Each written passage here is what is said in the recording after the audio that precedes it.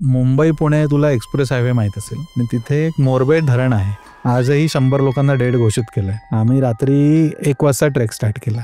डोंगर वगैरे असं थोडं थोडं चालत जायचं. माझा ट्रेकिंगचा टॉर्च थोडा पॉवरफुल आहे. रात्री 3:30 वाजता मला असं दिसलं, एक बाई डोपरापर्यंत पांढरे असे कर्ली हेअर आणि लाल डोळा एका बाजूने असा, ती आमच्याकडे धावत येते. वसईजवळ मराठ्यांचा जुना गड आहे नावाचा, आणि आम्ही जिथून नेहमी ट्रेक स्टार्ट करतो ना, तो पॉईंटच सापडत नाही.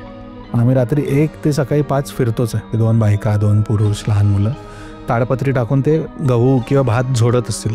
आम्हाला ते दर 15 मिनिटांनी ती लोक दिसतात. मग कळलं चकव्यात आहे. या कथा मनोरंजनासाठी आहे. काही लोकांचे अनुभव व काही पूर्णपणे काल्पनिक असू शकतात, त्यामुळे कृपया यांना मनोरंजन म्हणून घ्या. या कथा आपल्या संस्कृतीचा एक भाग आहे, अगदी लहानपणी आजी आजोबांनी सांगितलेल्या गुड गोष्टींसारख्या. आमचा हेतू कोणत्याही प्रकारच्या अंधश्रद्धा किंवा भीती निर्माण करणे नाही.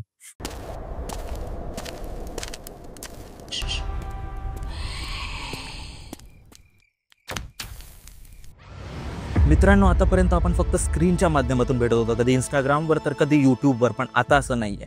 आता पहिल्यांदा आपण घेऊन येत आहोत भंकसचा एक लाईव्ह शो, आणि हा आपला नॉर्मल पॉडकास्टसारखा नसणार आहे. ह्याच्यात आपण घेऊन येणार आहोत तुमचे फेवरेट सेलिब्रिटीज, स्टँडअप कॉमेडियन्स आणि इन्फ्लुएन्सर्सना, आणि ते इथे येऊन त्यांचे हॉरर एक्सपिरियन्स शेअर करणार आहेत. आणि ह्या शोचा फॉर्मॅट असा असणार आहे की नाट्य रसिकांसाठी एक इंट्रो ड्रामा आणि हॉरर फॅनसाठी horror stories with interesting panel. आणि त्या पॅनलमध्ये एक खुर्ची तुमच्यासाठी पण असेल, जिकडे येऊन तुम्ही स्वतःचे हॉरर एक्सपिरियन्स शेअर करू शकता. आणि त्यानंतर असणार आहे क्राऊड वर्क आणि हॉरर कॉमेडी स्टँडअप. तर मित्रांनो, येत आहे ना तुम्ही खेळ सावल्यांचा एक्सपिरियन्स करायला, तर मग भेटूया आपण. बाय.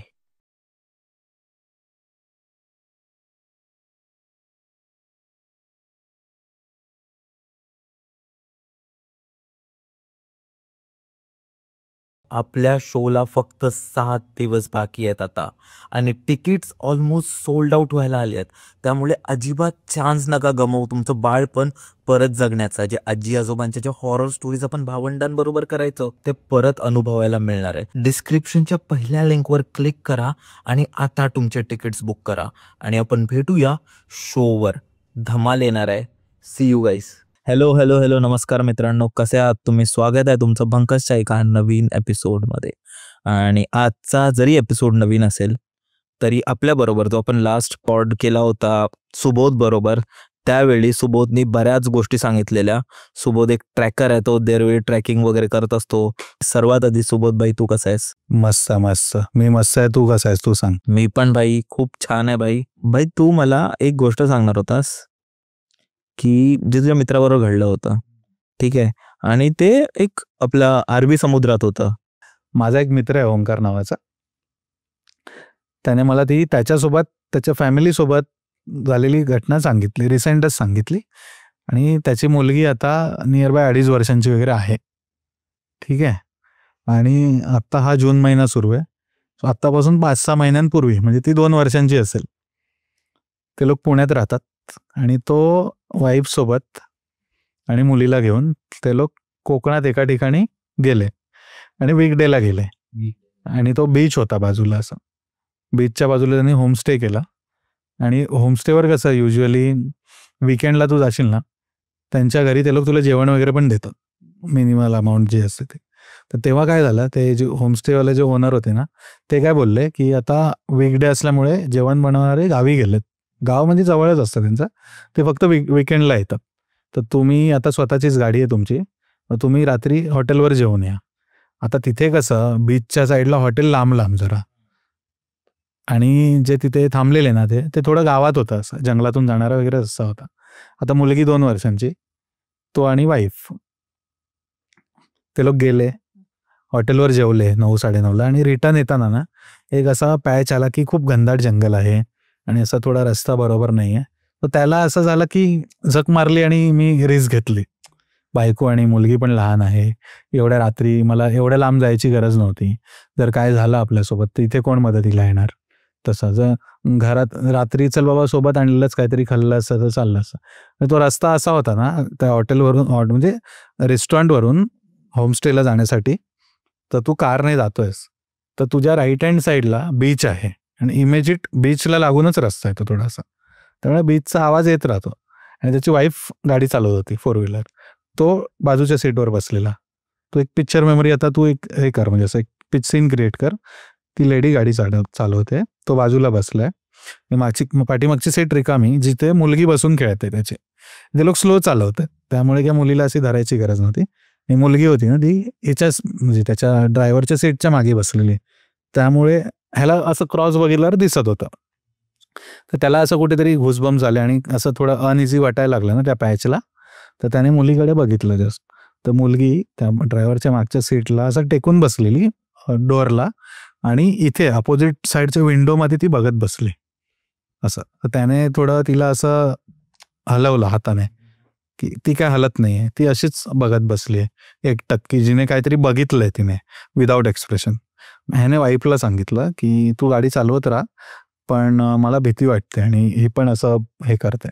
तर वाईफ बोलली ना, आपण आधी इथे थांबवायला नको, इथून आपण चालतच राहूया, आपण तिथे होमस्टेला जाऊया, तिथे बघू काय ते, आत्ता थांबायला नको जंगलात.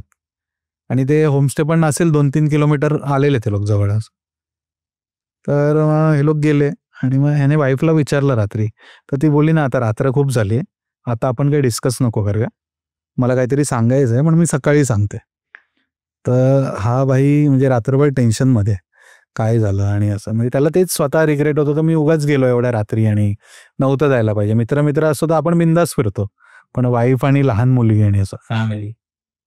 आणि नंतर तिने सकाळी सांगितलं की ती जी बसलेली ना, तर तो गाडी चालवत आणि तिला आरशातून काय दिसलं असेल, तिच्या मुलीच्या बाजूच्या सीटवर गजानन महाराज बसलेले.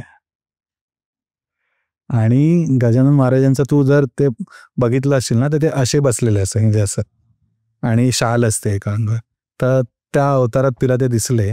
आणि ती पण थोडं म्हणतात ना असं, जरी ते देवाचा अवतार आहे तरी अचानक ते आणि त्यांचं गाडीचं काही ऍक्सिडेंट होऊ नये म्हणून ती म्हणते की त्यांनी तिला असं पण केलं म्हणजे हाताने की तू चालव गाडी आता, म्हणून तिने रात्री काहीच सांगितलं नाही, म्हणून तिने मुलीकडे पण लक्ष दिलं नाही.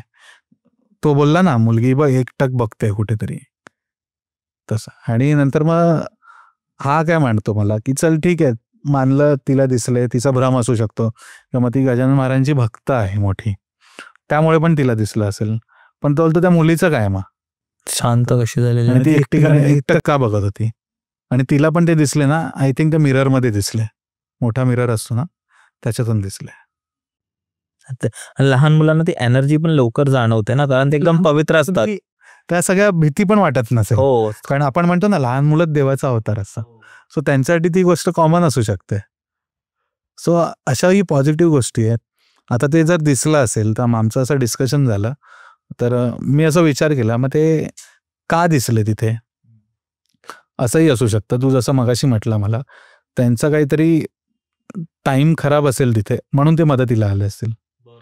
कारण ते दिसण्याच्या आधी तो बोललेला की त्याला थोडं अनइझी होतंय, काय होतंय, म्हणून तर नाही आले ते तिथे गजानन महाराज. तसं ते दिवस आठवतात का तुम्हाला, जेव्हा आपण गावी जायचो आणि अचानक लाईट गेली की आजी मेणबत्ती पेटवायची, अंगणात चटई टाकायची आणि आपण सगळे भावंड एकत्र येऊन आजोबांकडून भूताच्या गोष्टी ऐकायचो. खिडकी बाहेर दिसलेली सावली, वरच्या माळ्यावरून येणारा घुंगरांचा आवाज, ती झाडावर लटकलेली चेटकीन किंवा आजोबांनी केलेली भूताबरोबर कुस्ती, ते दिवस आठवतात का तुम्हाला? भीती तर खूप वाटायची, पण आपण सगळे डोळे मोठे करून बघायचो, कारण तो थ्रिलच वेगळा होता. पण जसे जसे आपण मोठे होत गेलो, आपल्या आतलं लहान बाळ कुठे ना कुठे हरवत गेलं. तुम्हाला पण त्या गोष्टी ऐकाव्या किंवा सांगाव्याच्या वाटतात का? तर डोंट वरी, कारण भंकस घेऊन येत आहे खेळ सावळ्यांचा. भंकसचा एक लाईव्ह शो येतोय, जिथे तुम्ही त्याच भूताच्या गोष्टी सांगू व ऐकू शकाल. पण फक्त तेवढंच नाही, तिथे एक हॉरर स्किटही असणार आहेत. तुमचे फेवरेट इन्फ्लुएन्सर, स्टँडअप कॉमेडियन्स आणि सेलिब्रिटीज येऊन त्यांचे हॉरर एक्सपिरियन्स ही शेअर करणार आहेत. एक इंटरेस्टिंग हॉरर पॅनल असणार आहे आणि त्यासकट एक हॉरर स्टँडअप कॉमेडी ही असणार आहे. तर भेटूया 20 जुलैला मुंबईमध्ये, जिथे तुमच्या आठवणी परत जाग्या होतील, जिथे तुमच्या लहानपणीची गोष्ट लाईव्ह सांगितली जाईल. तर तिकीट्स फार कमी आहेत, तर अजिबात चान्स गमवू नका तो नॉस्टॅल्जिया एक्सपिरियन्स करण्याचा. तर भेटूया आपण 20 जुलैला रवींद्र नाट्य मंदिर, मिनी थिएटर, प्रभादेवी, मुंबई येथे, बरोबर रात्री 8 वाजता. आणि दुसरी कोणती गोष्ट सांगणार होतास तो? दुसरी ना, एक म्हणजे माझे रिलेटिव्ह आहेत असे मुंबईजवळच, बोरिवली ते विरारच्या मध्ये त्यांचं असं बीच जवळ गाव आहे, तिथे ते राहतात. त्यांनी मला सांगितलं त्यांच्या गावातून ना कसं आहे की समुद्राच्या आत, आपल्या अरबी समुद्राच्या आतमध्ये ना, थोडं विरार ते बोरिवलीच्या मध्ये एकदम आतमध्ये एक बेट आहे, आयलँड आहे, त्याच्यावर देवी आहे एक, त्यांची इथे कम्युनिटीची देवी आहे. तर त्याला वर्षातून एकदा ना ते यात्रा असते देवीची. तर कसं असतं की ते जहाज असतं ना, बोटी असतात बघ, कशा असते मोठमोठ्या बोट असतात त्या डिझेलवर चालणाऱ्या, त्याच्यात 100-1 लोक बसतात आरामात. तर ते दरवर्षी जातात देवीच्या पाया पडायला तिथे. तर त्यांचं कसं असतं की एक रात्र थांबायचं असतं तिथे, आणि मग त्यांना काय ते देवीला चढावा द्यावा लागतं, नैवेद्य वगैरे. मग त्यांचं ते वर्षभराचा त्यांचा जो व्यवसाय असतो किंवा मग धान्य असतं, पीक असतं, ते कसं व्यवस्थित येऊ दे, म्हणजे आशीर्वाद देते. एक तर ते देवाची काय ते माफी मागायला पण जात असतील, काय चुकलं असेल तर माफ कर, आणि आपल्याला अजून चांगलं प्रोग्रेस होऊ दे त्याच्यासाठी. पण ते अख्खच्या अख्खं गाव जातं त्यांचं असं. आणि अनेक बोट असतात, म्हणजे गावातले वृद्ध लोक असतात ना, ओल्ड एज पर्सन, त्यांची वेगळी बोट असते, लेडीज लोकांची वेगळी असते, यंगस्टर्सची वेगळी असते, थोडंसं मिड एजची वेगळी असते.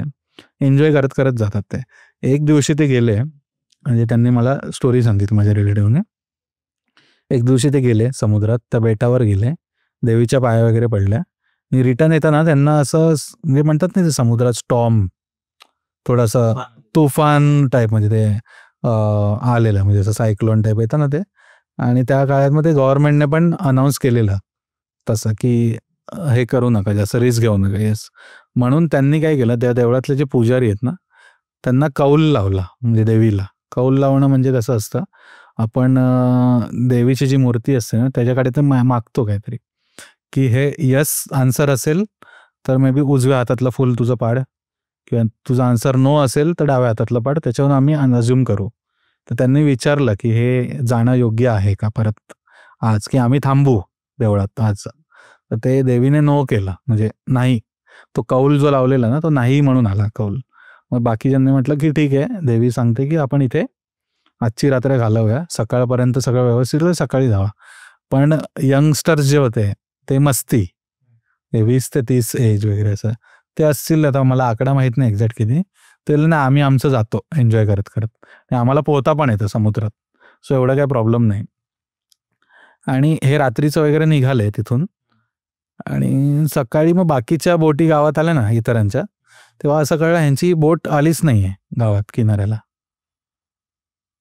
आणि मग ते शॉकमध्ये की गेले कुठे, मग तरी पण त्यांना असं वाटलं ही खोडकर मुलं आहेत, गेले असतील कुठेतरी असं असं, म्हणजे बोट घेऊन मोठी.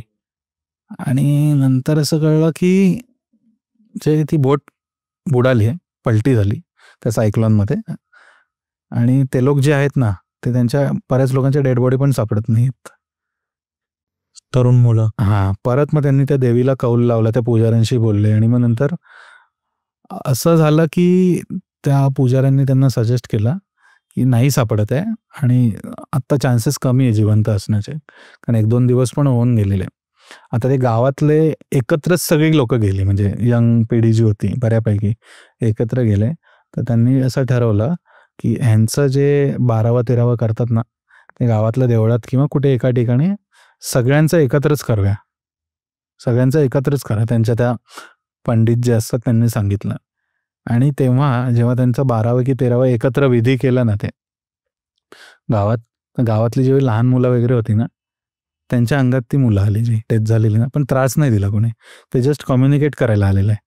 कारण अर्ध्या लोकांची बॉडी मिळालेली, अर्ध्या लोकांची बॉडी समुद्रात नंतर फुगून वर आली तसं. मग त्यांनी जे लहान मुलांच्या अंगात येऊन सांगितलं ना त्यांच्यासोबत काय झालं, तर ते जे म्हणतात वादळ आलं समुद्रात, बोट पलटी झाली, आणि ते किनाऱ्याच्या जवळ आलेले बरेच लोक, म्हणजे ती लहान मुलं जी बोलत होती, म्हणजे ती ॲक्च्युली ते लोकच होते जी डेथ झालेली, ते लहान मुलांच्या अंगात येऊन सांगत होते की ते म्हणतात की आमची जेव्हा बोट बुडाली ना तेव्हा आमच्यातले काही जण पोहून पोहून किनाऱ्यावर आले, पण ते एवढे थकले ना की नंतर पाणी त्यांना परत खेचून गेलात. आणि असं काही लोक तर म्हणतात की वाळूच्या आत थोडा थोडा टाइम जिवंत होते.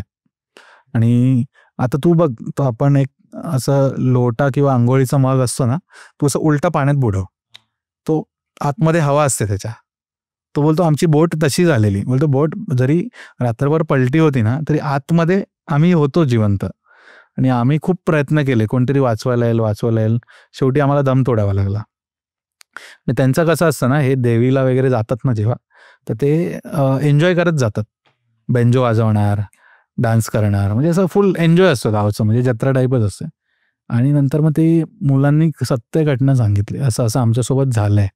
आणि कितीतरी लोक म्हणतात की आम्ही तर आपल्या घराच्या पाठीमागे जो समुद्र आहे ना तिथे वाळूत अडकलोय, म्हणजे आमची बॉडी अजून आहे तिथे, वाचवा आम्हाला काढा देतो. हा तसं. पण ते त्याचा उलगडा तशामुळे झाला. आणि आता असं म्हणतात की तेवढी बरीच वर्ष झाली त्या गोष्टीला, 15-20 वर्ष मे बी झाली असतील. आणि ही गोष्ट त्यांनी मला 12-13 वर्षांपूर्वी सांगितली, त्याच्या काही वर्षांपूर्वी झालेलं ते. आणि आजही त्या दिवशी त्या देवीचा जो वार असतो ना, बीचवर बेंजोचा आणि असा आवाज येतो की खूप मुलं ओरडतायत, एन्जॉय करतायत, तसा आवाज गावातल्यांना ऐकायला येतो आज सुद्धा. पण ते त्रास नाही देत कोणाला. ह्याच्यावरून आपल्याला काय कळतं की मोठी माणसं जर काय सांगतायत ते ऐकायचं असतं. किंवा मग त्या पंडितने त्यांना सांगितलं होतं की देवीने कौल दिलाय तुम्ही जाऊ नका. जर त्यांनी रात्री जर आराम केला असता बाकीच्या सोबत थांबून, तर दुसऱ्या दिवशी सकाळी गेले असतं, जास्तीत जास्त काय झालं असतं, 1 दिवस गेला असता तुमचा. पण आत्ता घरातल्यांना किती त्रास होत असेल ते आठवून. आणि अशा प्रकारे डेथ होणं म्हणजे किती रिस्की आहे, किती दुःखद पण आहे ना, म्हणजे दुःखद आहे. हो. आणि ते घरातल्यांना आठवूनच त्रास होणार.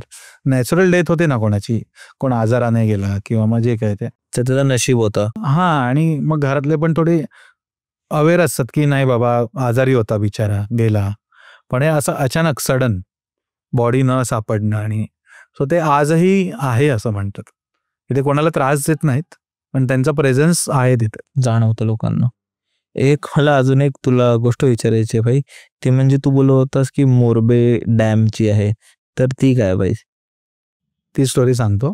तू मुंबई पुणे तुला एक्सप्रेस हायवे माहीत असेल. एक्सप्रेस हायवे हल्लीच्या काळात झालाय. त्याच्या आधी जुना रोड होता पनवेलवरून ना, जुन्या हायवेने आपल्याला जुन्या खंडाळा घाटातून जावं लागायचं पुण्याला, लोणावळ्याला वगैरे. आणि तिथे एक मोरबे धरण आहे, मोरबे नावाचं. ते मोरबे धरण आहे ना एवढं मोठं आहे, खूप मोठं आहे आणि खूप खोल सुद्धा आहे आणि सुंदर जागा आहे एकदम. आणि ते नवी मुंबईला ड्रिंकिंग वॉटर सप्लाय होतं. जसं मुंबईला कसं तानसा भातसा जे शहापूर जवळ धरण आहेत तिथून सप्लाय होतं, तसं ते नवी मुंबईला ड्रिंकिंग वॉटर सप्लाय होतं. आता त्या मोरबे धरणाच्या इथे इटाळगड नावाचा किल्ला आहे, सध्या रिस्की आहे. आणि 1-2 वर्षांपूर्वी तिथे इन्सिडेंट झालेला, म्हणजे वर गाव जे आहे ना ते झोपलेलं गाव आणि अर्धा डोंगर कोसळून गावावर आला. आजही 100 लोकांना डेड घोषित केलंय. आत्ता 2 वर्षांपूर्वी घटना झाली ती, 2-3 वर्षांपूर्वी. तर त्यानंतर त्या किल्ल्यावर आम्ही गेलो नाही, कारण ते जरा बरोबर नाही वाटत की असं झालंय तिथे, घटना घडली आणि ओळखीचीच लोक होती आमची. तर आम्ही असा उन्हाळ्यात असा प्लॅन आखला की नाईट ट्रेकला. आधी आम्ही गेलोय बरेचदा की मोरबे डॅमच्या खालूनच, कुठे वर नाही चढायचं, खालून असा ट्रॅव्हर्स म्हणजे वळसा मारायचा या गावातून त्या गावात, जंगलातून रात्रीचा डोंगर वगैरे असं थोडं थोडं चालत जायचं. 13 ते 14 किलोमीटर होता. तर आम्ही ट्रेक स्टार्ट केला. आम्ही रात्री 1 वाजता ट्रेक स्टार्ट केला आणि एक्सपेक्ट होता सकाळी 5 वाजेपर्यंत 6 वाजेपर्यंत ट्रेक एंड होईल आमचा. उन्हाळा असल्यामुळे नाईट ट्रेक आणि सकाळी मग 7-8ची रिटर्न ट्रेन पकडून दुपारी घरी, म्हणजे आपल्याला उन्हाचा त्रास होणार नाही तसा. आता ते डॅमचं पाणी काय असतं ना, उन्हाळ्यात थोडं आटलं जातं, म्हणजे ते थोडं काय म्हणतात दुष्काळ पडतो, पाणी इव्हॅपोरेट होतं, ते म्हणजे असं वेपराईज होतं तसं. ते पाणी आटतं आणि तो जो एक मैदान टाईप तयार होतं तसं, जिथे बॅक वॉटर आहे तिथे. मेन डॅमला तर पाणी असतं, म्हणजे बॅक वॉटर आहे ना शेपटीकडचा भाग, तिथे असं. तिथे मी पुढे चालत होतो. रात्री 3:30-4 झाले असतील. आमचा 60-70% ट्रेक झालेला आणि शेवटचा चढ बाकी होता एक. आणि मग आम्ही 1-1.5 तासाने त्या एक एंडला पोचणार होतो आमच्या डेस्टिनेशनला. तिथे आमचा गाडीवाला घ्यायला येणार होता, ज्याने आम्हाला रात्री ड्रॉप केलेला दुसऱ्या पॉईंटला. तर तिथे माझा ट्रेकिंगचा टॉर्च थोडा पॉवरफुल आहे.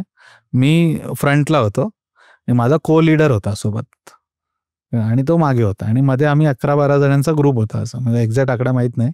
आणि तो फोटो पण आहे माझ्याकडे.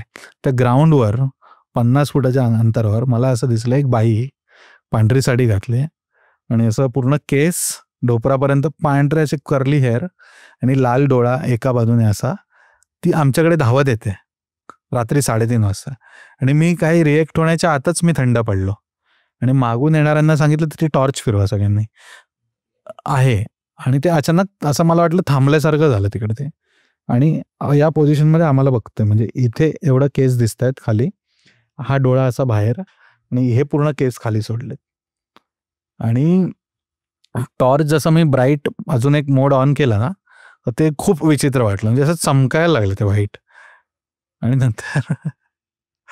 नंतर आम्ही ते बघितलं ना तर ते भूत वगैरे काही नव्हतं.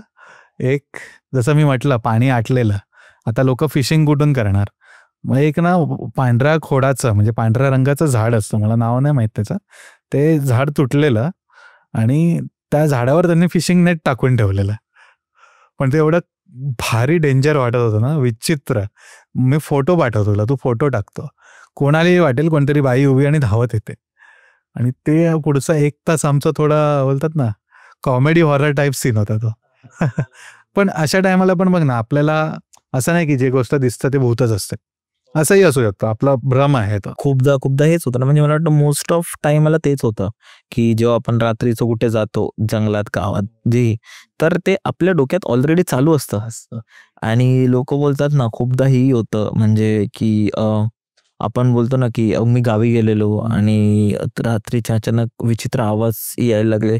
तर खूपदा गावच्या ठिकाणी वगैरे असे खूप पक्षी असतात जे आवाज वेगवेगळे काढतात आणि रातकिडे झाले किंवा काही झाले तर ते खूपदा असंही होत. आणि पक्षी मी सांगतो, गावाकडे एक पक्षी फेमस आहे, तर काही काही रिजन मध्ये याला केकटी बोलतात. केकटी जे आपण म्हणतो ना माणसाला काय केकटतोय जोरजोरात, तसं तो एक रात्री ओरडायला सुरू झाला ना ते सगळे पक्षी ओरडायला सुरू होतात आणि असं जोर जोरात ओरडतात ना तुझे कानाचे पडदे म्हणजे असे बोलते आता. तो एवढा किंचाळतो ना, तो एक पक्षी आहे. आणि अजून एक आहे ना घाटाच्या वर, म्हणजे कोकण म्हणजे तुझं सी लेवलला आहे आणि सह्याद्रीच्या घाटाच्या वर तिथे त्याला त्या एक पक्षी आहे, लाहोरी बोलतात त्याला, लाहोरी. हां, लाहोर म्हणजे त्यांचं जर फास्ट प्रोनाऊन्सिएशन घेशील ना तर त्याला लाहोऱ्या बोलतात, लाहोऱ्या. तर ते ती त्यांची लोकल लँग्वेज आहे. मे बी सायंटिफिक भाषेत त्याला वेगळं काहीतरी नाव असेल. तर ते लाहोरी पक्षीचा तुझा किस्सा सांगतो. मागे मी ते लोणावळा टू भीमाशंकर सीन सांगितला ना, तो लाहोरी पक्षी ना असा तो थव्यामध्ये असतो. थवा मीन्स त्यांचा एक ग्रुप असतो, 15, 20, 30 पक्षी एकत्र असतात आणि ते झाडाच्या वर नाही बसत, ते सुकलेल्या ना गवतात बसतात, असं लपून गवतात लपून बसतात. आणि जोपर्यंत त्यांना काय एकदम जवळ धोका नाही जाणवत ना तोपर्यंत काहीच रिएक्ट करत नाहीत. ते गवतात लपून बसलेले असतात आणि ते कॅमोफ्लाज असतात, जिथे हा म्हणजे कबुतरच्या आकाराचे असतात आणि त्या ग्रासच्याच म्हणजे सुकलेल्या गवताच्या कलरचे असतात. म्हणजे तू असं पालापाचोळ्यात ठेवलं ना त्यांना, ते तू शोधायला आपल्याला वेळ लागेल की पक्षी कुठला आणि पालापाचोळा म्हटलं. दुसऱ्या रिजनमध्ये त्यांना वेगळं नाव असेल मे बी. तर ते आमचा किस्सा सांगतो. तोपर्यंत मला तो पक्षी माहीत नव्हता काय. आणि जंगलात फिरताना ठीक आहे रात्रीचं तुला भूताची भीती वाटेल, पण दिवसा तेवढं नाही वाटत कारण सूर्यप्रकाश असतो. दिवसा आपल्याला एकच भीती वाटते की प्राणी वगैरे काय यायला नको. डोक्यात कुठेतरी असतं की लेपर्ड किंवा वाघ तर फार रेअर आहेत आता, पण त्या अशा भागात तर अलावच नाही ट्रेक करणं, तर वाघ रेअर आहे, तर लेपर्ड वगैरे यायला नको. तर ते पक्षी आहे ना, आम्ही जस्ट गेलो, आता आपल्या दोघांमध्ये एवढं डिस्टन्स आहे हार्डली 3 फुटांचं वगैरे, तर आम्ही तेवढ्या अंतरावर पोचलो, आमचा पाय पडला, तो अख्खा थवा उडाला. तो असा उरतो ना, असं वाटतं कोण वाघाने डरकाळी फोडली काय. आणि ते असं तू 2-3 सेकंद तुला काहीच कळत नाही, ब्लँक. नंतर ते पक्षी हवेत उडाल्यावर कळतं नाही पक्षी होते. तर ते लाहोरी पक्षी तू जसं म्हटलं ना वेगवेगळे आवाज काढतात, त्यांच्या पंखांमध्ये तो आवाज असतो असा बरोबर प्रॉपर. आणि तेच आहे ना की खूपदा आपण जातो ना आपल्या डोक्यातच ते चालू असतं काहीतरी आहे काहीतरी नाही, असं काहीतरी दिसलं झाड किंवा पिशवी किंवा ह्याच्यावरून मला आठवतं, मी असं वाटतं तेच आहे. मी तुला अजून एक किस्सा सांगतो आणि ह्याचे पण फोटो आहेत माझ्याकडे ना, जेवढे किस्से आहेत ना ऑलमोस्ट सगळ्यांचे फोटो आहेत, प्रूफ सकट घडलेलं. सेम भीमाशंकर रिजन मध्ये ना खूप पाय वाटत, खूप म्हणजे आयुष्यभर फिरलो तरी त्या रिजन संपणार नाही तो. आम्ही इमिजिएट आफ्टर कोविडमध्ये जो 1 वर्षाचा गॅप पडला ना, त्याच्यानंतर आम्ही भीमाशंकर ठरवलं जायचं. जसं ऑक्टोबर नोव्हेंबरमध्ये थोडं ओपन अप झालं. तर आम्ही डिसेंबर आणि त्याच्यात ठरवलं आता आपण जाऊया. आणि सगळ्यांचं घरात बसून बसून वजन वाढलेलं, त्यामुळे तो हेवी झाला आम्हाला ट्रेक. आणि आम्ही ज्या गावात पोचणार ना रात्री, तर तिथे गावातले पण कसं तेव्हा लगेच एंट्री द्यायची नाही बाहेरच्या कारण लोकांना, कारण रिस्ट्रिक्शन्स वगैरे हां, होते. तसं. आणि एक गाव आम्ही क्रॉस केलं वरचं, तर गावातल्यांनी आम्हाला बघून घाबरले ते, की मुंबईवरून आलेत, इन्फेक्शन होईल वगैरे तसं. तर त्यांनी काय आम्ही तिथे एंटर झालोच नाही. आम्ही असं गावाला ट्रॅव्हर्स वळसा मारून गेलो. आणि जसं एक नदी आली आणि बाजूला शेतात बघतो ना, तर 50 ते 60 जण पांढऱ्या कपड्यांमध्ये उभे आहेत, जसं काय आमच्यावर एम करून उभे आहेत. आणि आम्ही 5च जण, 4 ते 5 जणच आम्ही. आणि नाईट ट्रेक असल्यामुळे आम्ही कर्जतमधला लोकल तिकडचा माझा मित्र आहे निखिल, त्याला सोबत घेतलेलं, कारण तो स्थानिक आहे, त्याला सगळं माहिती आहे. म्हणून आम्ही त्याला सोबत घेतलेलं, कारण 1 वर्षाचा गॅप पण पडलाय. तर त्याला पण मी म्हटलं तू पण चल आमच्यासोबत, म्हणजे आपण एन्जॉय करू. आणि आम्ही शांत, तिथे जर 50 असतील तर आम्ही 5. म्हटलं गेलो आता. नंतर प्रॉपर बघितलं तर ते बुजगावणे होते सगळे. पण ती जी फाटली ना आमची, अरे अचानक तू टर्न घेतोयस, शेत आहे, शेतात 50-60 जण पांढऱ्या कपड्यांमध्ये उभे आहेत, ज्यांना धड नाहीये. म्हणजे धड आहे, डोका नाहीये, जे काय ते वॉट एव्हर. आणि नंतर मी त्या रिजनमध्ये नंतर गावातल्यांशी ओळख झाली, फिरायला गेलो. तर एका बुजगावण्याचा सकाळी फोटो काढला मी, तो तुला पाठवतो. तो तर डेंजर आहे. तो फोटो बघून बघशील की हा जर रात्री दिसला मला तर काय व्हायला तो. एक बाई, आपण एक गोष्ट ही पण मला विचारायची तुला, की तू बोललो तुम्हाला वज्रेश्वरी ते तुम्हाला एक चकवा लागला होता, तर ते काय घडलं होतं तुमच्या बरोबर? लास्ट टाइम मी तुला डोंगरातला पायवाटेचा चकवा सांगितलेला. हा मी तुला रेग्युलर जो सगळ्यांना लागतो बाय रोडचा चकवा सांगतो, तो माझ्यासोबत घडलेला काही वर्षांपूर्वीची गोष्ट आहे. वसईजवळ, म्हणजे वसई विरार भिवंडीजवळ ना, वज्रेश्वरी देवीचं जागृत मंदिर आहे. तिथूनच 1 किलोमीटरवर स्वामी नित्यानंद महाराजांचा मठ आहे गणेशपुरीचा. गरम पाण्याची कुंड आहेत, लोक दर्शन घ्यायला जातात. आणि ऑल ओव्हर इंडियामधून, भारतामधून लोक येतात. आणि जास्त करून साऊथवरून जास्त लोक येतात. तर सॅटर्डे संडेला तिथे खूप गर्दी असते. आणि वसईचं जर तू रिजनचं मी तुला जर बॅक स्टोरी सांगितली ना, ह्याच्यावर आधी पोर्तुगीजांची सत्ता होती. मी थोडा मागे जातो, मग मेन मुद्द्यावर येतो. पोर्तुगीजांची सत्ता होती.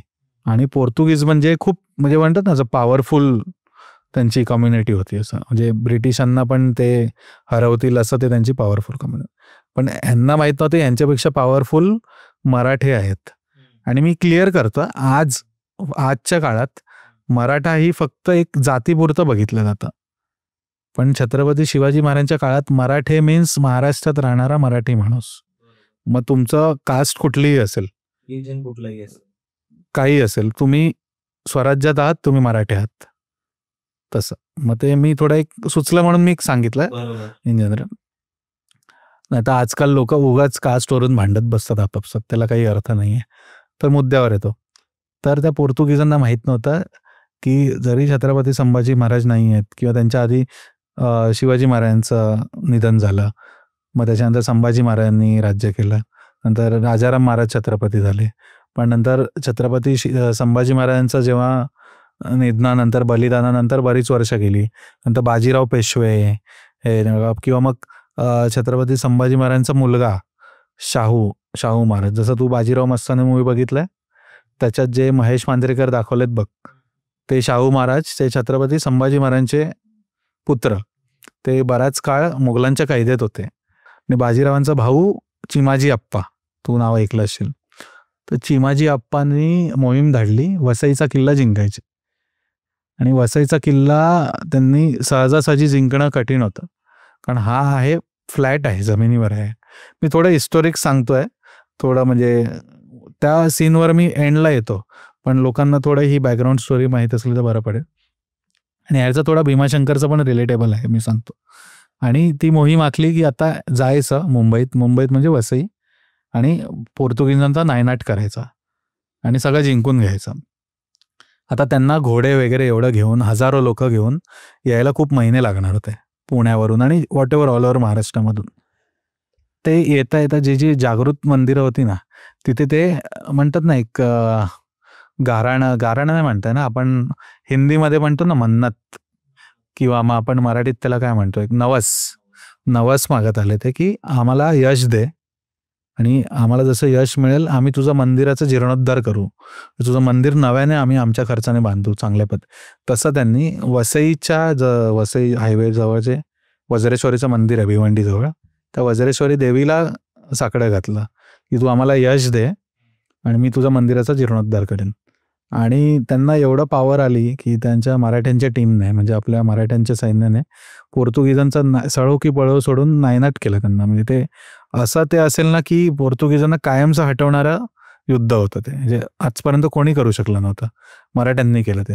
कारण त्यांना त्यांच्याकडे तेव्हा ॲडव्हान्स टेक्नॉलॉजी होते सगळ्या, जे आपल्याकडे गन नसतील तर त्यांच्याकडे ॲडव्हान्स गन होत्या जे काय. आणि त्यांच्या वखारी होत्या मुंबईत. वखार मीन्स लाकडाचे कारखाने, बोटी बनवायचा कारखाना, ते पण आपण कब्जा केला.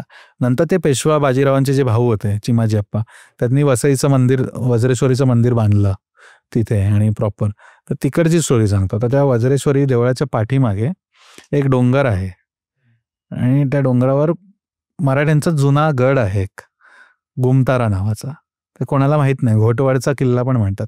खूप चांगली जागा आहे आणि म्हणजे म्हणतात ना एक ऑफबीट लोकेशन आहे, पण तिथे जायचं असेल ना तुम्हाला सहजासहजी पायवाट सापडतच नाही, की तुम्ही किती प्रयत्न करा. कारण असं ते जसं एकीकडे रायगडला कोणी जातं, म्हणजे असं सगळ्यांना माहिती आहे, इझी टू ॲक्सेस आहे. इथे वज्रेश्वरी लोक जातात पण तिथे काही नाही आणि तिथे असं मार्किंग वगैरे पण काहीच नाही आहे. इवन गावातल्यांना पण जास्त माहीत नाही वर काय काय स्ट्रक्चर आहे. तर माझे वज्रेश्वरीमधले मित्र आहेत ना, त्यांना आम्ही सोबत घेऊन बऱ्याचदा तो एक्सप्लोअर केला आहे. आता मी अधूनमधून गणेशपुरी वज्रेश्वरी जात असतो बाईकने. तर मी मित्राला पिकअप केला आणि आमचं असं झालं की आपण आता गुमतारा किल्ला, म्हणजे जो गड आहे तो चढून जाऊ डोंगरवरती. आणि जिथे आम्ही लास्ट ट्रेक स्टार्ट केलेला तिथे जाऊन बाईक लावूया आणि आपण ट्रेक करू, नाईट ट्रेक करूया, वरती जाऊया, सनराईज बघून उतरूया आणि घरी निघून जाऊया. आता ह्याच्यामध्ये ना इंटेन्शनली आम्ही गणेशपुरी आणि वज्रेश्वरीचा प्लॅन इन्क्लूड नव्हता केला, कारण तेव्हा कसं सॅटर्डे संडे खूप गर्दी असते आणि मग ते विदाऊट अंघोळीचं देवळात जाणं आणि ते बरोबर नाही तसं. म्हणून आम्ही तरी ट्राय केलं की रात्री लेट नाईट निघणार ना घरातून, आपण आंघोळ करूनच निघूया. आणि आम्ही त्या वज्रेश्वरी मंदिर क्रॉस केलं, पुढे जाऊन त्या आतल्या गावात गेलो. 1.5-2 किलोमीटर आत गाव आहे, अख्खा गाव झोपलेलं आणि डांबराचा चांगला रस्ता आहे. आणि आम्ही जिथून नेहमी ट्रेक स्टार्ट करतो ना तो पॉईंटच सापडत नाही. एरिया दिसतोय की हेच गाव आहे, हेच मंदिर आहे, पण ती एक्झॅक्ट जागा सापडत नाही. तर मी आणि मित्र होतो बाईकवर आणि तिकडे लोकल, म्हणजे विरारमध्ये राहणारा लोकल मुलगा होता मला. तर तो म्हणजे असा तो आधीच येऊन थांबलेला तिथे. आम्ही काय केलं, रात्री काय गावातच सुविधाचं म्हणून ट्रिपल सीट फिरवतो माझ्या बाईकने, म्हणून नंतर तो त्याचा सकाळी निघून जाणार होता पब्लिक ट्रान्सपोर्टवर. ती एक ST असते, ती वसई विरार हायवेला येते. तो जो स्टार्टिंग पॉईंट असतो ना तो सापडतच नाही आहे. आम्हाला अर्ध्या तासाने कळलं की आम्ही तिथेच फिरतोय. आम्ही प्रयत्न केला की आता याच्यातून बाहेर पडूया, पण एक मी तुला सांगतो सिनारिओ त्याचा काय होता. 1-2-3 किलोमीटरचा घेरा होता पूर्ण रोडला. आम्ही फिरून फिरून तेच येतं, तेच लागतंय आम्हाला. आणि एका घराच्या बाजूला ना काहीतरी शेतीचं नंतरचं ते भात झोडतात ना ते काम चालू होतं. एक बल्ब लावलेला घराच्या बाहेर आणि 5-6 ज्याचं मिक्स लोक होते, 2 बायका, 2 पुरुष, लहान मुलं, ताडपत्री टाकून ते गहू किंवा भात झोडत असतील. ते आम्हाला तीच मुवमेंट करताना, तीच जी फिजिकल ॲक्टिव्हिटी करताना दिसत आहेत कंटिन्यू. आणि अशा प्रकारे तुला बोलू जवळपास सकाळचे 4-5 वाजत आले. आम्ही रात्री 1 ते सकाळी 5 फिरतोच आहे आणि आम्हाला ते दर 15 मिनिटांनी ती लोक दिसत आहेत, ते क्रॉस होत आहे, पण ना ते लोक आमच्याकडे बघत आहे. हार्डली 50 फुटांचं अंतर असेल ना. आमची हिंमत होते की आम्ही उतरून त्यांना विचारायला जाऊ, नाही ते आम्हाला सुचत पण नाही आहे की आम्ही उतरतो आणि त्यांना विचारून येतो. ते बघत पण नाही आमच्याकडे. कंटिन्यू 3 ते 4 तास तेच चालू आहे आमच्यासोबत, तेच चालू आहे. आणि म्हणजे मग कळलं चकव्यात आहे आम्ही. आणि आता गाडी पण, म्हणजे पेट्रोल संपत आलं, बाईक रिझर्ववर गेली. नंतर मी त्या वज्रेश्वरी देवीला असं मनातल्या मनात म्हटलं, पहिलं तर मी माफी मागतो की मी प्लॅनमध्ये देवळात येण्याचा प्लॅन ॲड नव्हता केला. आता मी म्हटलं हे ट्रेक बिक राहू दे बाजूला, तू आम्हाला यांच्यातून बाहेर काढ. पहिलं जेव्हा सकाळी मंदिर आत्ता उघडेल ना अर्ध्या एक तासाने, आम्ही आधी येऊन दर्शन घेतो आणि तिथून मग गणेशपुरीला पण जातो. आणि लगेच इमिजिएट 5 ते 10 मिनिटात आम्हाला तो स्टार्टिंग पॉईंट भेटला. तो सापडला, स्टार्टिंग पॉईंट आम्हाला दिसला. पण आम्ही तिथे शेवटी नाहीच गेलो बरं, कारण लेट झालेला. आणि तिथून मग आम्ही परत बाहेर आलो. आणि तुला म्हटलं तो संडे होता, म्हणजे सॅटर्डेची नाईट होती बहुतेक. संडेला तुफान गर्दी असते वज्रेश्वरी गणेशपुरी. ऑल ओव्हर इंडियामधून लोक येतात. तेव्हा कोणीच नाही, फक्त आम्हीच 3 जण आणि पुजारी. आणि आम्ही जवळपास 1 तास बसून होतो देवळात. तिथून मग आम्ही थोडं गर्दी हळूहळू यायला लागली, उजाडला नंतर. आणि त्या मूर्त्या पण तू बघशील ना वज्रेश्वरीच्या देवीच्या, अशा आय गेस 3 मूर्त्या आहेत, 2 की 3 मूर्त्या आहेत आणि मोठ्या मूर्त्या आहेत. असं खूप पॉझिटिव्ह एनर्जी आहे. ते बांधकाम पण आहे ना, मी जसं म्हटलं मराठ्यांच्या काळातलं आहे, ते तसं दगडी बांधकाम आहे, काळ्या दगडाचं बांधकाम आहे. तिथून 1 किलोमीटरवर आम्ही गणेशपुरीला जाऊन गरम पाण्याच्या कुंडात आंघोळ केली, नित्यानंद स्वामींचं दर्शन घेतलं. त्यांचा तो एक हे असतो महाप्रसाद बोलू शकतो. सकाळी ते अन्नछत्र सुरू होतं त्यांचं. तिथे नाश्ता करून मग आम्ही मुंबईसाठी निघालो. पण ते 4 तास आम्ही भानावरच नाही, आम्ही नुसतं फिरतोच आहे. आणि आम्हाला ते क्लिक पण होत नाही की आता बाईकवरून उतरूया, कोणातरी विचारूया, आम्ही फिरतोच आहे. भटकत्या तुम्ही. हो, तेच असताना शेवटी आपल्याला देवाचं नाव घेतलं किंवा काय झालं तर ते एक मार्ग आपल्याला सापडतो आणि आपण तिथून बाहेर निघतो. नक्कीच. तेच भाई. पण तुझ्याकडे मग असाच कोणता, जसं तू आता वज्रेश्वरी आईचं सांगितलंस तू, तसंच तुझ्याकडे अजून कोणता किस्सा आहे की जे तुला ट्रेकिंग करताना तुझा अनुभव आलाय? असे तर बरेच किस्से आहेत, पण आत्ता जो मला इमिजिएट आठवतोय तो मी सांगतो. आणि मी जसं म्हटलं की ना, म्हणजे ते नाईट ट्रेक का माहीत म्हणजे असं ते भीती निघून गेली आहे. पण तिथे जाऊन अशा गोष्टी करतात ना की असं वाटतं की एक्सपिरियन्स येत राहू देत अजून असे. आणि असतात सोबत माझ्या 5-6 जण कमी कमी असतात. मोठा ग्रुप असताना असे एक्सपिरियन्स नाही येत. 5-6 जण असेल तर आम्ही असं एक नाईट ट्रेक करत होतो आणि उन्हाळा होता. आणि तोच म्हणजे भीमाशंकरचाच रिजन म्हणजे माझा फेवरेट प्लेस आहे. रात्री जा, दिवसाचा जा, उन्हाळ्यात, हिवाळ्यात, पावसाळ्यात, कधी. आणि आम्हाला तो, जसं मी लोणावळा ते भीमाशंकर ट्रेक सांगितला ना, तसा हा भीमाशंकर ते नाणेघाट ट्रेक होता. म्हणजे हा पण तेवढ्यात तगड्या दमाचा ट्रेक आहे. ॲटलिस्ट लोणावळा टू भीमाशंकरला कसं मोस्ट ऑफ लोक जात असतात, पण भीमाशंकर टू नाणेघाट खूप कमी लोक जातात. तर त्याच्यासाठी आम्हाला काय करायचं होतं, रात्रीचा आधी भीमाशंकर 4 ते 5-6 तास चढायचा होता. मग देवळाच्या इथे जाऊन मग तो प्रॉपर ट्रेक सुरू होणार होता 75 किलोमीटरचा. मग तो आमचा जुन्नर साईडला म्हणजे नाणेघाट मुरबाडच्या पुढे तिथे एंड होणार होता. तिथून एंड होऊन पण खाली 3 तास घाट उतरायचं होतं. हे 2 दिवसात कव्हर करायचं होतं. 2019 एप्रिलचा महिना असेल, कडक उन्हाळा. आम्ही प्लॅन आखला, माझे 5 मित्र होते आणि या ट्रेकचे पण फोटोज आहेत माझ्याकडे. आम्ही रात्री भीमाशंकरला शेवटची ट्रेन पकडून वगैरे पायथ्याला आलो आणि सकाळी 5-5:30 पर्यंत पोचायचं होतं वरती. आणि ते आम्ही शिडी घाट, तो जेव्हा चालू होता तेव्हा शिडी घाटाने चढायला सुरुवात केली. आणि शिडी घाटाने कसं गणेश घाटापेक्षा जरा 1-2 तास कमी लागतात. आत्ता मध्ये एक गाव लागतं, ते गाव क्रॉस केलं, वरती एक मोठाच्या मोठा छातीवरचा चढ आहे. छातीवरचा चढ म्हणजे असं छाती फुलते तुझी चढताना, खूप दम लागतो. जसं तू पाय पण टाकशील ना, उंच उंच पाय टाकायला लागतात तसे. आणि नंतर शेवटच्या पॅचमध्ये ना एक जंगल आहे. जसं मी लास्ट टाइम तुला एक कॉन्सेप्ट सांगितला, देवराई, देवासाठी राखून ठेवलेलं जंगल असतं. त्या जंगलात लाकडाची म्हणजे तोड करत नाही, लाकूड तोड करत नाही. ते आम्ही रात्री पोचलो आणि तेव्हा आमच्या हातात काठ्या होत्या, सगळ्यांच्या हातात टॉर्च होते, काठ्या होत्या. 5 जण असल्यामुळे आमचं आधीच ठरलेलं. असं भीती वाटली, प्राण्याचा आवाज आला तर असं एकत्र राहा, एकट्याने कुठे पळू नका, आपटून पळू वगैरे शकतो, लागू शकतो. तर ते जंगल चालतं ना, म्हणजे मी पुढे होतो, पुष्कर माझा मित्र लास्टला होता आणि मध्ये तो राजू हिरेन पटेल मित्र माझा राजू होता, अक्षय होता आणि तो एक सूरज बंटी होता. आम्ही असं 5 जण होतो. तर ते जंगलात एंटर केलं आम्ही रात्री, साधारण 3-4ची वेळ असेल. आणि आम्हाला 1 तासाभरात पोचायचं होतं वर, कारण दर्शन घेऊन परत आम्हाला पुढचा ट्रेक सुरू करायचा आणि हेवी बॅग्स होत्या. आणि झालं असं की आपण जंगलात एखादा माणूस किंवा कोण धावेल तर कसा आवाज येतो, पालापाचोळा, तसा आवाज यायला लागला. तर आम्हाला वाटलं की काहीतरी प्राणी असेल दचकला. ठीक आहे सर. तर मला थोडं क्लिक झालं, हे काहीतरी वेगळं आहे. प्राणी जर दचकला ना तर तो आपल्यापासून लांब पळेल, तो आपल्या जवळच आवाज नाही करणार. आणि तिथे जी झाडं आहेत ना त्या भीमाशंकर जंगलात, ते 300 400 500 वर्षांपूर्वीची झाड आहेत.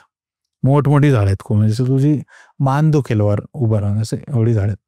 तर त्या झाडातून वरून आवाज यायला लागला. आता कोणतरी वरच्यावर धावतंय चारी बाजूला उड्या मारत मारत असं. आपटे हे सुरू झालं आणि आम्ही जसं आधी ठरवलेलं, जर असं इन केस काही झालं तर एकत्र राहा. तो आवाज वाढला, तसा खालचा जंगलातला पण आवाज वाढला, असं की कोणीतरी आम्हाला घेरलंय आता. पण आमचा त्या देवावर विश्वास होता, भीमाशंकरावर, की काही होणार नाही. असेल तर ॲनिमल असेल. जर ॲनिमल आहे तर मग ते एवढं घाबरून पळत का नाही आहे, जसं आम्हाला का घाबरवण्याचा प्रयत्न करता. आम्ही काय केलं, आम्ही 5 जण पाठीला पाठ लावून उभं केलं राहिलो असं, आणि 5 साईडला टॉर्च मारला. टॉर्च मारून आम्ही म्हटलं सर का आलं अंगावर तर टॉर्चमध्ये कळेल आपल्याला काय आहे. आवाज वाढतोच आहे, वरून पूर्ण झाड हलतायत, झप झप झप झप झप असं कोणतरी धावतंय, खालून आम्हाला घेरलंय, धावतंय. आणि ती जागा अशी आहे ना की जिथे गाव सोडून आम्हाला 1-2 तास झालेले, आणि वर भीमाशंकर अजून तासभर वगैरे जे काय ते वाटतं. सो तिथे कोणीच नव्हतं मदतीला वगैरे. आणि पहाट झाली, जसं म्हटलं 3:30 4 4:30चा टाइम होता. आणि वरून ना, म्हणजे मी तुला बोललो एप्रिलचा महिना होता आणि आम्ही घामाने पूर्ण भिजलेलो. जसा आवाज कमी होत गेला ना, तसं पाऊस कसा पडतो तसं बर्फासारखं पाणी पडायला लागलं. जसं स्प्रिंकल, की कोणतरी तुला असं स्प्रिंकल करते वरून पडते पाणी. आणि पण एकदम थंड, एकदम थंड, असं की कोणतरी बर्फाचं पाणी टाकतंय. तर मी म्हटलं आता हे वेगळं आहे काहीतरी, म्हटलं हे आपण विचित्र आहे, आम्हाला काहीच कळत नव्हतं काय आहे. आणि असं ना वातावरणात एक सुगंध सुटला एकदम असा, की तो सुगंध तुला अट्रॅक्ट करतोय स्वतःकडे, असं कोणतरी खूप परफ्यूम किंवा अत्तर मारून आलंय.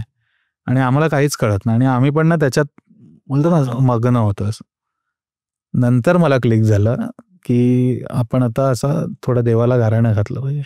आम्ही भीमाशंकराच्या नावाने गाराणं घातलं की, आणि तिथलं जे जागेवाला स्थानिक देव असतं त्याला पण मनातल्या मनात म्हटलं की हे जे काही प्रेझेन्स होतं आम्हाला, की आम्हाला याच्यातून बाहेर काढ, आम्ही येतोय तुझं दर्शन घ्यायला आणि आम्हाला पुढचा ट्रेक पण सुखरूप कंप्लीट करायचा, ह्याच्यातून बाहेर काढ. आणि तो आवाज पण थांबला, ते पाणी पडायचं पण थांबलं, जो सुगंध होता ना तो अजून चांगला सुगंध झाला. आणि मला तेव्हा एक गोष्ट क्लिक झाली, उंबराचं झाड असतं, उंबर ऐकलं तू? अंजीरचं फळ खाल्लं कधी? अंजीर, फिग बोलतात त्याला, फिग. तर ते त्याच्याच जातीतलं उंबराचं झाड आहे, जे उंबराचं झाड घनदाट जंगलात असतं किंवा वॉटर सोर्स असतं ना नॅचरल, त्याच्याजवळ असतं ते. आणि त्या उंबराच्या झाडामध्ये दत्त महाराजांचा वास असतो. तर आम्ही ते दत्त महाराजांचं एक हे केलं, नामस्मरण. आणि तो उंबराचा वास एवढा सुगंध पसरला ना, आणि ते दत्तांचा तू फोटो बघितला असशील, गाय असते बाजूला, डॉग्स असतात, आणि मागे जे झाड असतं ते उंबराचं झाड असतं. आणि आम्हाला एकदम पॉझिटिव्ह एनर्जी फील झाली तिथे. आत्ताही म्हणजे असं गोसगम झाले, खूप पॉझिटिव्ह एनर्जी फील झाली. आणि आम्ही म्हणजे असं तू बघ, ते मंदिर शंकराचं, औदुंबर उंबर हे दत्ताचं स्थान, आणि तिथला जागेवाला पण देव. सो असं वाटलं की खूप पॉवरफुल सगळ्या देवांची मिळून पॉझिटिव्ह एनर्जी आली, आम्हाला प्रोटेक्ट केलं, आणि बिंदास्त आम्ही पुढचा ट्रेक केला, बिंदास्त. आणि पुढे आम्हाला काहीच अडचण आली नाही. सो तो एक प्रसंग आम्हाला म्हणजे खूप भारी वाटतं. तसं जसं आपण थोडा वेळ आधी बोलत होतो की महाराजांच्या काळात त्याही वेळा असं, त्याही टायमाला असं काहीतरी झालं होतं की मांत्रिक वगैरे त्या सर्व गोष्टी आहे, म्हणजे एक खरी घटना मी सांगतो. आता थोडं गड किल्ले, ट्रेकिंग, हायकिंग असं हे करत असल्यामुळे ना लोक मला खूप विचारतात की गडांवर भूतं असतात का. तर ह्याचा मी क्लिअर शब्दात उत्तर देतो की गडावर मला तरी पॉझिटिव्ह एनर्जी जाणवली आहे. जर जी भूतं असतील तर ते अजूनपर्यंत ती आपल्या माणसांना का त्रास देतील, कारण गडकिल्ले आपले आहेत. तिथे जर आपण शत्रूला मारलंय तर त्यांची आत्मा भटकत असतील ते आपल्याला माहित नाही, पण आपली जी लोक आहेत ते गडांचं आजही रक्षणच करत असतील. मावळ्यांचं रक्त अजूनही तिथे असेल, अजून रक्षण करत असेल, म्हणून तर ते अजूनही उभे प्रोटेक्टेड आहेत. आताचे पूल बांधतात ते लगेच पडतात, पण ते एवढे वर्ष आणि जो जुने गड किल्ल्यांवर जाऊन चुकीच्या गोष्टी करतात, दारू पितात किंवा काही स्पीकर लावणं, जोर जोरात गाणी ऐकणं, त्यांना मे बी असे प्रत्यय येत पण असतील. म्हणतात ना कुठेतरी काहीतरी गडाचं रक्षण करणारी देवता असते. भूताचं मी सांगू नाही शकत, पण एक पॉझिटिव्ह देवता असते. बरोबर. प्रत्येक गडाची गडदेवता असते, एखाद्या बाउंड्रीवर असते. आणि महाराजांच्या काळात म्हणायचं झालं ना, तर महाराजांच्या अनेक मोहिमा मी जसं मागे म्हटलं अमावस्येलाच झाल्या. शाहिस्ते खानाचं ते बोटं छाटली, अंधाराचा फायदा घेतला महाराजांनी. जितका अंधार तिथून आपण गपचूप जायचं, आपलं काम करायचं आणि निघून जायचं.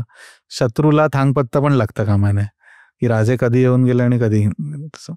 तर ही जी घटना आहे ना, मी सांगतो त्या काळात भूत होती की नव्हती ते मला माहित नाही, पण एक बोलतो ना प्रॅक्टिकल किस्सा घडलेला मी सांगतो. जिथपर्यंत मी ऐकलंय किंवा वाचलंय किंवा माझ्या सिनियर्स लोकांचं ऐकलंय. रामशेजचा किल्ला एक, तू नाशिक मधला पंचवटी वगैरे भाग तू ऐकला असशील, जिथे रामशेजचा किल्ला. रामशेज नावाचा अर्थ काय? राम म्हणजे प्रभू श्रीराम, येस. शेज म्हणजे शय्या. शय्या मीन्स तुझं बेड, जिथे आराम करण्याचे ठिकाण. जे रामाच्या आराम करण्याचं ठिकाण म्हणजे रामशेज. त्या गडाला नाव पडलं. छोटासा किल्ला आहे नाशिक जवळ आणि अर्धा पाऊण तास लागतो चढायला.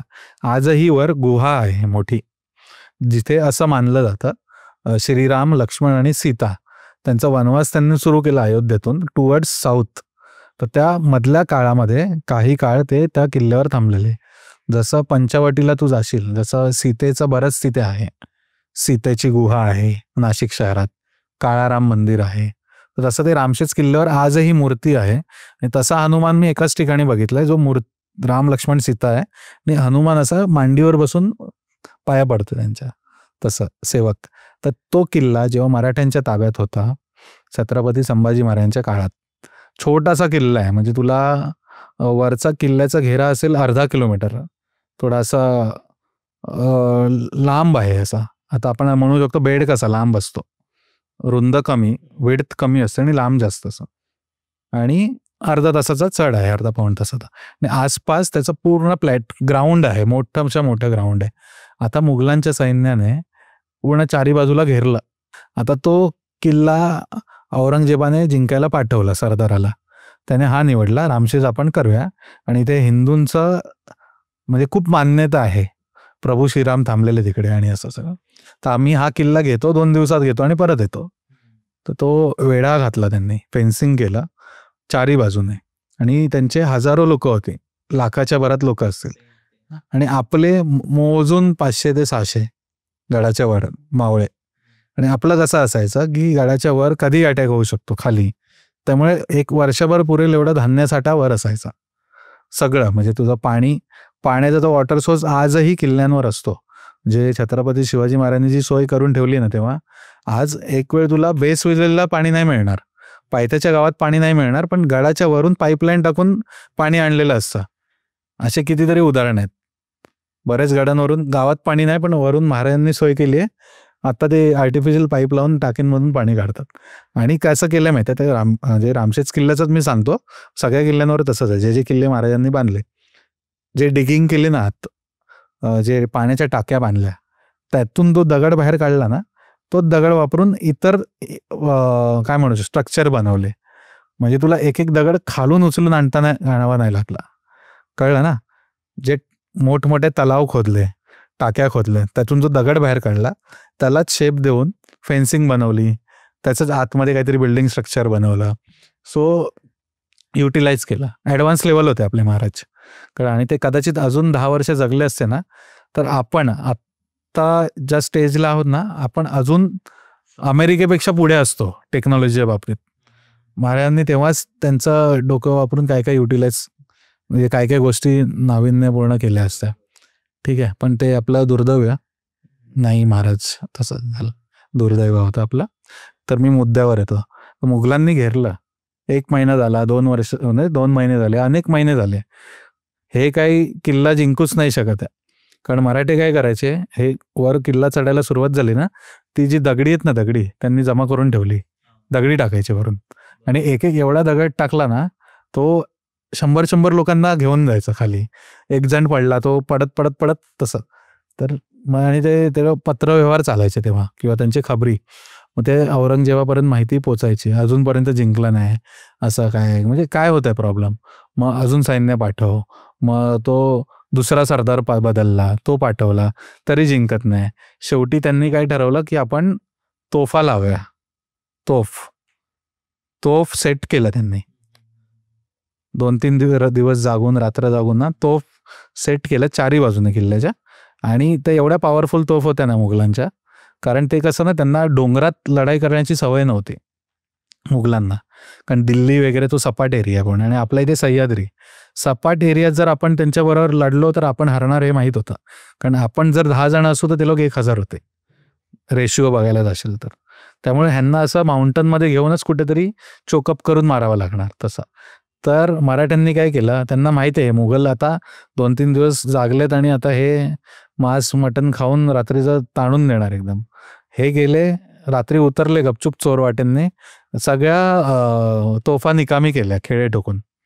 तर तोफा पण काही कामाच्या नाहीत आणि तोफगोळे वर घेऊन आले. तोफगोळे वर आणले, त्यांच्याकडे तोफगोळे पण गायब. तो हुजूर कोण आहे था, मराठी आहे ते, कभी आहे ते पता नाही, कहा गए पता नाही. मे बी तुला म्हटलं ना देवाच्या मोहिमा अमावस्याला व्हायच्या, आणि त्या अंधारात त्यांनी ते केलं असावं. हळूहळू पावसाळा सुरू झाला. मग त्यांनी काय केलं की एक प्लॅटफॉर्म बनवत ना एक 300-350 फूट लाकडाचा प्लॅटफॉर्म बनवला. एक्झॅक्ट मला आकडा माहीत नाही किती फुटाचा. आणि त्याच्यावर तोफ चढवले लाकडाची वगैरे तसं. आणि पण मराठ्यांनी इथून लाकडाची तोफ बनवली की इथून तो बोलतो तोफ गोले किसके यूज किए, मराठों ने तोफ गोले किसके यूज किए. तो बोलतो वो रात को आए थे ना हमारे लेके गए, वही अभी हम पे डाल. त्यांनी तोफा निकामी केल्या, त्यांच्यात तोफगोळ्याने त्यांच्यावर अटॅक केला, काहीच फायदा होत नाही. तेव्हा छत्रपती शिवाजी महाराजांचं एक वाक्य आठवतं, महाराष्ट्रात जर 365 किल्ले आहेत, 365 किल्ले आहेत, जर रामशेष सारखा एखादा किल्ला आपण म्हणतो की एक वर्ष जरी लढाईला लागलं तरी मुघलांना एक किल्ला जिंकायला 365 इयर्स लागतील. हा, एक किल्ला जरी लढला पूर्ण ताकदीने तसं. तर एक ते आपण एक ते म्हणतो असं, म्हणजे एक म्हण आहे ती. आणि नंतर काय झालं की आत्ता आपण मूळ मुद्द्यावर येऊया, मांत्रिक. आता हे मुघल गेले मांत्रिकाकडे एका. ते म्हणजे तू याच्यावरून अंदाज लावू शकतो की तेव्हा जादूटोणा, भूतबाधा वगैरे हे प्रकार चालायचे, पण ते वेगळ्या लेवलला चालत असतील किंवा गरज असेल तेव्हाच चालत असेल, असं कॉमन लाईफमध्ये नाही. आजकाल काय लोक तुझं वाईट करायचं नाही ह्याच्या बाबतीत नारळ ठेवा, लिंबू ठेवा, ते तसं नसेल मे बी, ते एकदम एक्स्ट्रीम केसमध्ये वापरायचे. आता त्या मांत्रिकाने त्या मुघल सरदाराला सांगितलं की एक आपण असं विधी करूया, मी तुम्हाला मदत करतो आणि मग मी लीड करेन, तुम्ही मागून या, तुम्ही अटॅक करा आणि तेव्हा तुम्ही किल्ला जिंकाल. आणि पावसाळा पण होऊन गेला, आय थिंक बरेच महिने होऊन गेले, 6-7 महिने जे काय ते पूर्ण पावसाळा निघून गेला. आणि मांत्रिकाने काय सांगितलं मुघलांना, मला नाग पाहिजे म्हणून, एक नाग, सोन्याचा नाग पाहिजे. ते आय थिंक मे बी कितीतरी तोळ्याचा असेल, 100 तोळे वगैरे. त्यांनी तो बनवून दिला त्याला, मांत्रिकाला. तो नाग घेऊन तो मांत्रिक पुढे चालायला लागला मंत्र बोलत की हे मराठ्यांचं असं होऊ दे, वाकडं होऊ दे, हे होतं असं तसं. आणि तोपर्यंत काय केलेलं, मराठ्यांकडे पण धान्य संपत आलेलं, दगडी संपलं. गोफण ऐकले तू, गोफण काय असतं? नाही. शेतात गोफण ना असं एक बेचकी माहिती आहे ना, बेचकी टाईप प्रकार असतो. एक पुढे रबर असतो लावलेला आणि 2 धागे असतात, ते त्याच्यात दगड अडकवतात एवढा, ते असं फिरवतात. जसं तू एम केला ना, जिथे निशाणा लावला तिथे सोडला ना, तो दगड लावून त्याला लागणार. तसं पूर्वीच्या काळात लोक काय करायचे, गोफणचा वापर ना शेतावर जे डुक्कर वगैरे येतात ना, प्राणी पळवायला ते करायचे किंवा शिकार करायला. मराठ्यांनी ती सगळं सोय करून ठेवली, वर गोफण तयार केलंय. आणि तो मांत्रिक जेव्हा तो गेला ना लढाईला फ्रंटला, की मागून मुघल येतात, पुढे मांत्रिक, तो बोलतो हुजूर आप आगे चलो, तो बोलतो नाही आप आगे चलो. पहिला गोफणचा दगड येऊन मांत्रिकाला लागला डोक्यावर. त्याचा तो नाग असेल काय असेल काही कामाला आला. तो मांत्रिकाचं काय झालं पुढे, त्या नागाचं काय झालं देव जाणे. आणि शेवटी तो शेवटपर्यंत नाही जिंकले तो किल्ला. आणि ती एक स्टोरी आहे, म्हणजे ह्याच्यात कुठेतरी संदर्भ आपल्याला मिळतो की त्या काळात अशा गोष्टी वापरल्या जायच्या. आणि ते त्यांची जी काय बोलतात, त्यांची जी आयडिया होती त्यांच्यावरच भारी पडली. म्हणजे मुघलांना नुकसान तर झालं, एवढी हजारो लोक मारली गेली, किल्ला जिंकता आला नाही, तिथे औरंगजेबासमोर यांचं नाक कापलं गेलं, प्लस ते 100 तोळे जो काही साप असेल नाग तो पण वाया गेला, मांत्रिकची चांदी झाली. तू मगाशी म्हटलं ना काय काय आज पण बुवाबाजी करतात लोक, त्या काळात पण होते. हो हो हो हो अगदी बरोबर. आणि भाई त्याच्यावरूनच एक तू बोलत होता मित्राची पण तू एक ऐकलेली पण कोणती गोष्ट आहे हॉरर, तर ती काय आहे? तर आधीच्या काळात म्हणजे 2000च्या आसपास ना लोकांना एकटे दुकटे फिरायचे आणि तेव्हा ट्रान्सपोर्टेशन पण जास्त नव्हतं आणि असं सोलो ट्रेक करणारे खूप कमी लोक होते. आजकाल आलंय ट्रेकिंग हा तेव्हा मला वाटतं माणसाचाच भागच होता. म्हणजे ट्रेकिंग अशी वेगळी असं करायला नाही लागायचं. म्हणजे तुला जर एखाद्या किल्ल्याच्या पायथ्याला जरी जायचंय ना तर तुला चालतच जावं लागायचं. आणि तेव्हा काय असं ऍडव्हान्स लेवलचं म्हणतात ना जॅकेट ट्रॅक पॅन्ट वगैरे नव्हतं. लोक बेसिक कपडे, कॅनव्हासचे शूज, बॅग, पाठीला पाण्याची बाटली आणि लोक ट्रेकला जायचे आणि जेन्युअन लोक असायची तेव्हा. आजकाल धांगडधिंगावाली लोक नसायचे, जेन्युअन लोक जे इतिहासाचा अभ्यास करतायत ते लोक जायचे, तो जे पुस्तकं वाचून जायचं. तसंच माझ्या मित्राचा मित्र ज्याने स्टोरी सांगितली त्याच्या मित्रासोबत घडलं. असा तो आय थिंक त्याचं गाव ना जळगाव की त्या बाजूला तो राहायला होता. तिकडचा तो बिग शॉट, हे त्याचे वडील बिझनेसमॅन वगैरे आहे, त्यामुळे ह्याला फिरायला चान्स मिळायचा. आणि हा फर्ग्युसन कॉलेजला होता पुण्याला. तर तो काय करायचा, नियर बाय पुण्यात ना जेवढे फेमस ठिकाण आहेत ना तो एकटा फिरायचा. तेव्हा तो डिजिटल कॅमेरा तुला माहित असेल, तो असं लेन्स बाहेर यायची, कोडॅक्सचा वगैरे तसं, तर तो त्याच्याकडे होता. आता ह्याने जे ठिकाण निवडलेलं ना डोंगर फिरायला, तो काय करायचा तिथे जायचा आणि एखाद्या गावातल्याला 200-500 रुपये द्यायचा आणि तो त्याला घेऊन सोबत जायचा आणि त्याला आता मला फिरव एरिया. आणि त्या काळात 200-500 पण खूप झाले सर टिप म्हणून. तो जिथे गेला ना फिरायला, तर त्या लोकेशनचं नाव नाही सांगत मी, मुंबईपासून जवळच होतं, ठाण्याच्या जवळ.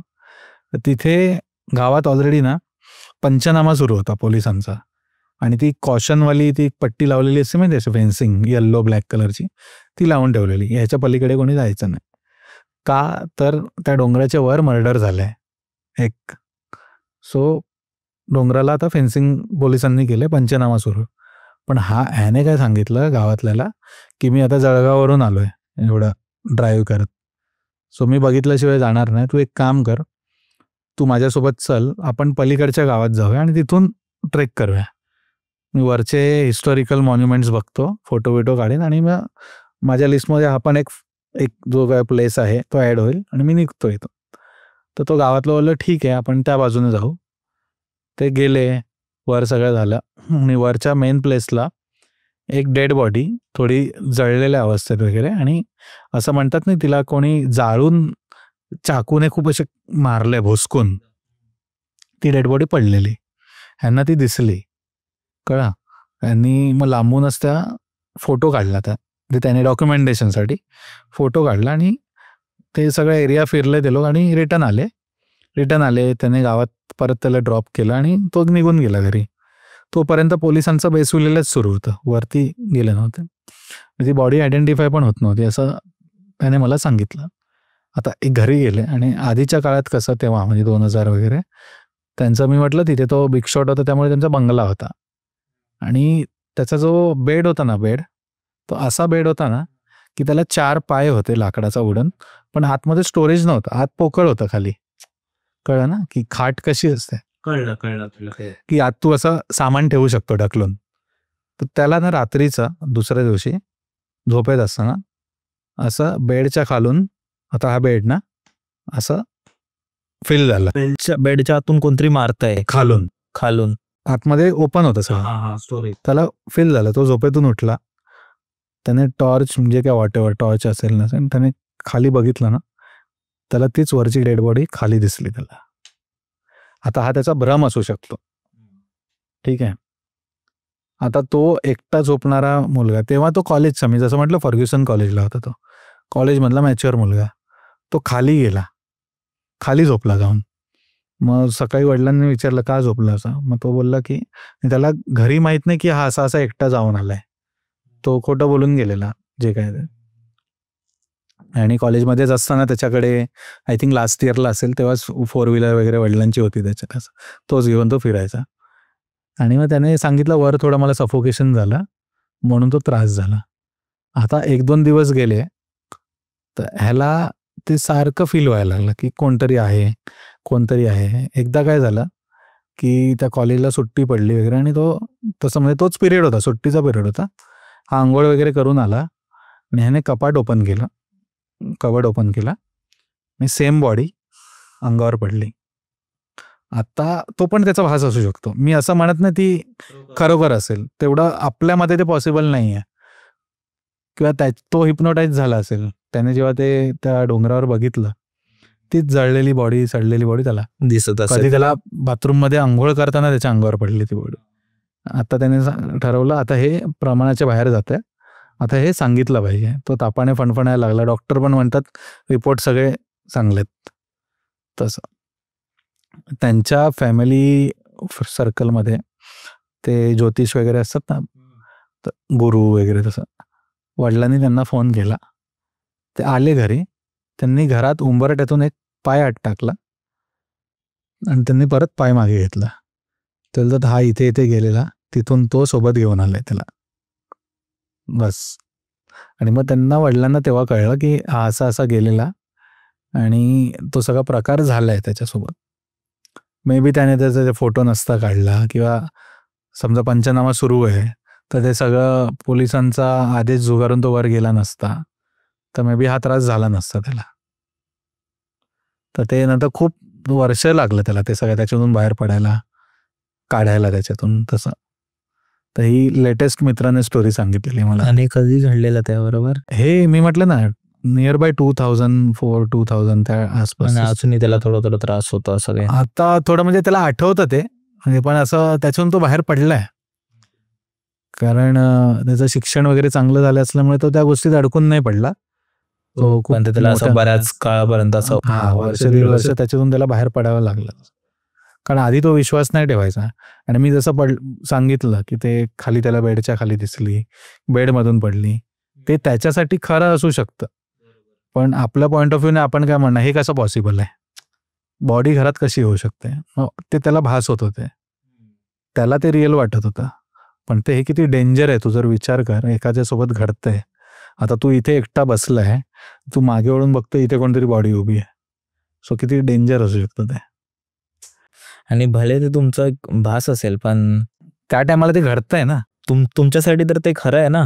तुझ्यासाठी आता जेही व्ह्युअर्स आपले बघतायत ते बघतायत, पण विचार करा ना की ते घरी एकटे नसून किंवा त्यांचे आई वडील, आपण फक्त विचार करून बघू की आता जेही व्ह्युअर्स आहेत, जे बघतायत ऑडियन्स, तर ते आता बघतायत मे बी टीव्हीवर, मे बी मोबाईलवर, आणि त्यांना वॉशरूमला झाली, लघवीला झाली. आता मी बोललोय तर त्यांना झालीच असेल, नाव घेतल्या तर लघवीला झाली आणि त्यांना लघवीला यायचंय, पण त्यांना माहिती आहे की बाथरूम मध्ये कोणतरी वाट बघताय त्यांची. आता त्यांना जर ते फील झालं, भास झाला, तर ते भास नाही, मी बोलते फक्त विचार करा की ऑलरेडी कोणतरी तुमची वाट बघते बाथरूम मध्ये, तर तुम्ही जाल का तिथे?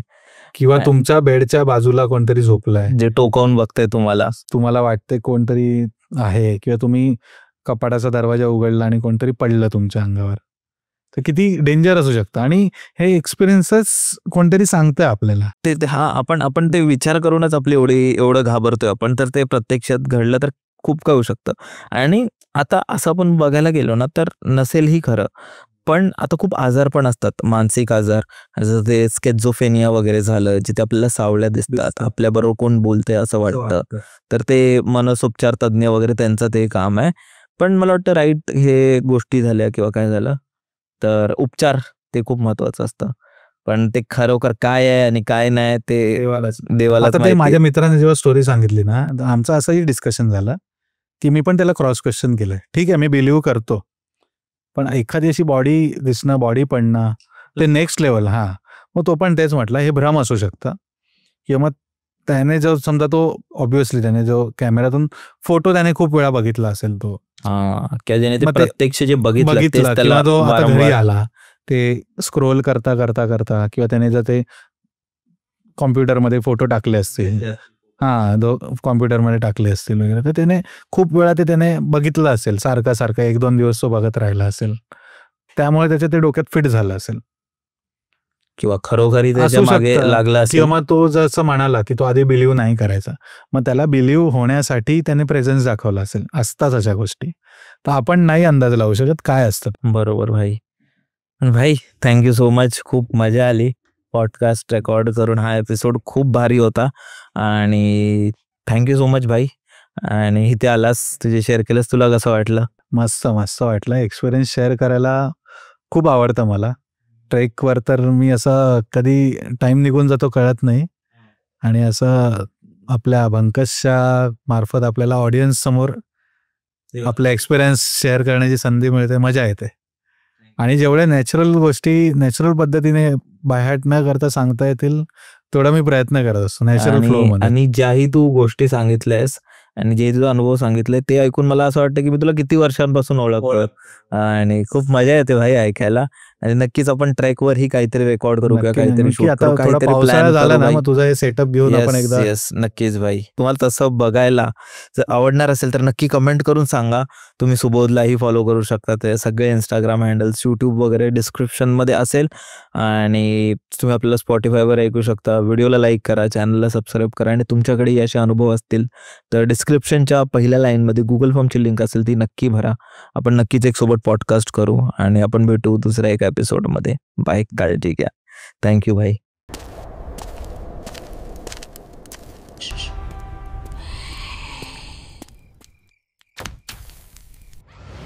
मित्रांनो, आतापर्यंत आपण फक्त स्क्रीनच्या माध्यमातून भेटत होतो, कधी इंस्टाग्रामवर तर कधी यूट्यूबवर, पण आता असं नाहीये. आता पहिल्यांदा आपण घेऊन येत आहोत बंकसचा एक लाईव्ह शो. आणि हा आपला नॉर्मल पॉडकास्ट सारखा नसणार आहे. ह्याच्यात आपण घेऊन येणार आहोत तुमचे फेवरेट सेलिब्रिटीज, स्टँडअप कॉमेडियन्स आणि इन्फ्लुएन्सर्सना, आणि ते इथे येऊन त्यांचे हॉरर एक्सपिरियन्स शेअर करणार आहेत. आणि ह्या शोचा फॉर्मॅट असा असणार आहे की नाट्य रसिकांसाठी एक इंट्रो ड्रामा आणि हॉरर फॅनसाठी horror stories with interesting panel. आणि त्या पॅनलमध्ये एक खुर्ची तुमच्यासाठी पण असेल, जिकडे येऊन तुम्ही स्वतःचे हॉरर एक्सपिरियन्स शेअर करू शकता. आणि त्यानंतर असणार आहे क्राऊड वर्क आणि हॉरर कॉमेडी स्टँडअप. तर मित्रांनो, येत आहे ना तुम्ही खेळ सावल्यांचा एक्सपिरियन्स करायला, तर मग भेटूया आपण. बाय.